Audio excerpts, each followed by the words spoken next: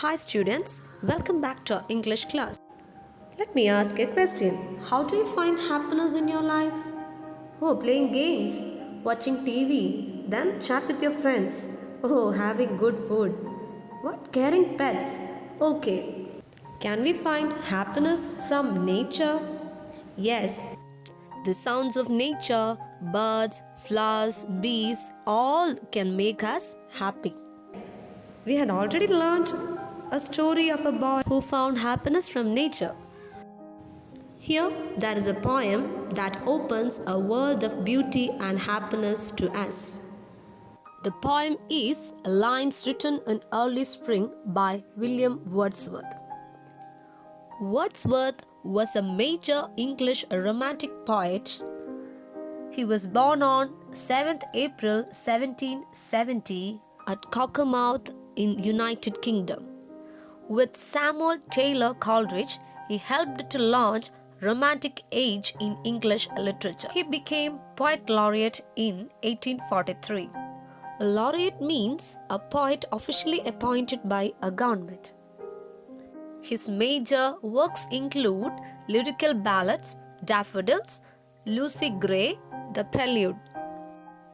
He presents nature as an antidote or medicine to the corrupting influences of society in simple and ordinary language.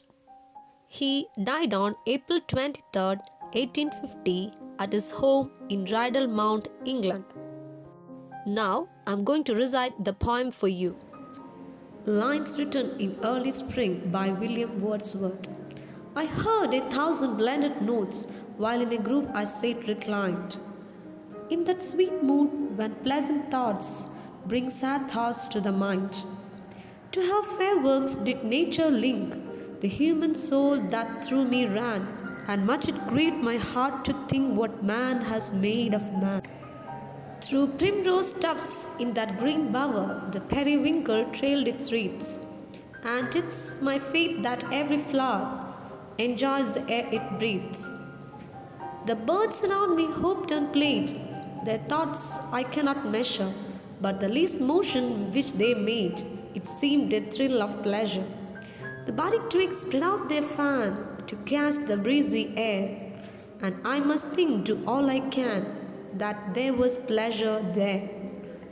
If this belief from heaven be sent, if such be nature's holy plan, have I no reason to lament what man has made of man? Let's summarize the poem. The poet sat in a small grove and he heard the mixed sounds of nature like the bird song and other sounds around him. He was in a sweet mood, but some sad thoughts came to his mind. He was sad that man had been very cruel to man. He felt that there was a link between nature and human soul.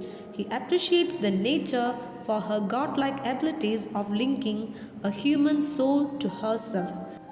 He was in grief while thinking about the man's cruelty that has separated him from Mother Nature. The poet admires the flowers, the primrose, the blue of the periwinkle, and the greenery around him. He found that there was life in them. He believed that every flower enjoyed the air that they breathed. They are thankful for living besides the nature. The birds around him hoped and played. He said that he cannot measure the thoughts of the birds, but their little movement shows that they are in a thrill of pleasure. The twigs or the growing tender branches are spreading out their leaves as if to catch the sweet breeze. Seeing all this, the poet realizes that pleasure is everywhere in nature. So, if this is heaven and if this is the holy plan of nature, then he questions that what man has made of man. Nature's plan was to fill the world with happiness. It was the man who was the enemy of himself and had ruined his happiness. Man's separation from nature is the main cause of all his worries. He must go back to nature if he wants to regain his lost happiness. That's all about the poem. Now, students, take your textbook and read the poem well. Okay, we will move to the details in next class. Thank you.